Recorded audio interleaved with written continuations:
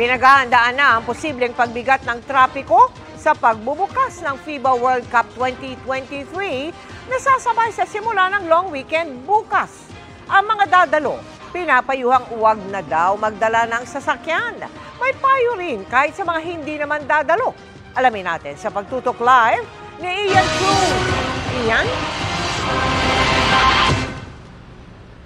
Yes, Mel, ang pakiusap nga ng MMDA sa publiko kung wala namang napakamahalagang lakad bukas ay sana raw ay manatili na lang sa kanilang mga tahanan para bigyang daan ang opening ng FIBA World Cup. Sa ilang nagdaang event sa Philippine Arena sa Bocaue, Bulacan, tumukod ng ilang oras ang daloy ng traffic. Kaya naman puspusan ng pinaghahandaan ng NLEX ang opening bukas ng FIBA World Cup doon. Ngayon pa lang, may mga tauhan na silang nagmamando ng trapiko, hindi lang sa expressway, kundi pati na rin sa Ciudad de Victoria Complex. Mahigit 200 tauhan nila ang magbabantay sa complex sa mismong opening.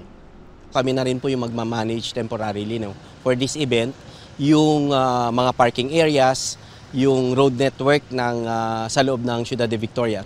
Kasama sa babantayan ng parking areas malapit sa 55,000-seater arena kung saan kasya ang 6,000 sasakyan at mga parking space na ipinagpaalam na sa munisipyo ng Bocaue at Santa Maria sa gilid ng bypass road. Dahil ang ibang parking ay nasa 1 kilometro na ang layo mula sa arena, pinapayuhan ng marami na sumakay na lang sa libreng P2P shuttle bus sa 12 lokasyon sa NCR, Bulacan at Pampanga. Sa mga pupunta dito sa Philippine Arena para manood ng FIBA World Cup, sa lahat ng magdadala ng sasakyan, ang paalala ng mga otoridad, dapat naka-RFID sticker yung inyong mga sasakyan sapagkat walang cash lane dito sa Ciudad de Victoria exit. Pagka po talaga nakaka-obstruct na po sila yung dahilan na hindi makadalo yung traffic, maaari po silang i-apprehend po.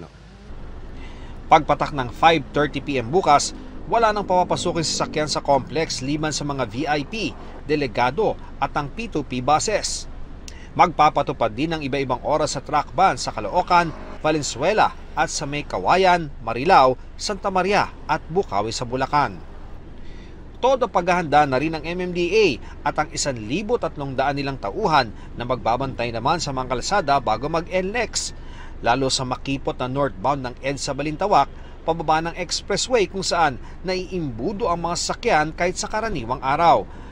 Prioridad ang convoy ng mga kalaho kaya pahihintuin ang traffic kung kailangan nilang dumaan. Ang MMDA po ay magpapatupad ng stop and go traffic scheme sa mga selected na lugar habang isinasagawa po itong FIBA World Cup. Kaya payo ng MMDA, kung wala kayong lakad, manatili na lang sa bahay. Hindi bababa sa 2,000 FIBA participants, officials at staff ang nasa bansa. Kaya tutulong na rin ang 3,000 pulis mula NCRPO at Central Luzon Police. Paalala ng PNP sa mga tauhan nila, unahin ng duty kaysa ang pagsiselfie. Mel, ang estimate ng NLEX ay bukas bago magtanghali pa lamang ay talagang matindi na ang volume ng mga sasakyan sa NLEX dahil nga masasabay din ito sa uwian ng mga maglo-long weekend. Pero Mel, dito sa kinaroroonan natin sa EDSA Balintawak na papunta rin ito, pakanan ng NLEX ay makikita natin na talagang mabagal na ang daloy ng trapiko at kanina bago pa lamang mag alas 5 ng hapon ay mabigat na rin ang daloy ng mga sasakyan sa northbound ng NLEX sa bahagi ng Valenzuela, May Kawayan at Marilao. Kaya sa lahat ng mga daraan at kailangan magpunta ng probinsya ngayong long weekend, sana'y agahan nila ang pag-alis para hindi sila maipit sa mabigat na daloy ng trapiko. Yan ang latest mula rito. Balik sa iyo, Mel. Maraming salamat sa iyo, Ian Cruz. Mga kapuso, kasama nyo kami 24 oras. Mag-subscribe sa GMA Integrated News sa YouTube. Sa mga kapuso abroad, bisitahin ang GMA Pinoy TV at www.gmanews.tv.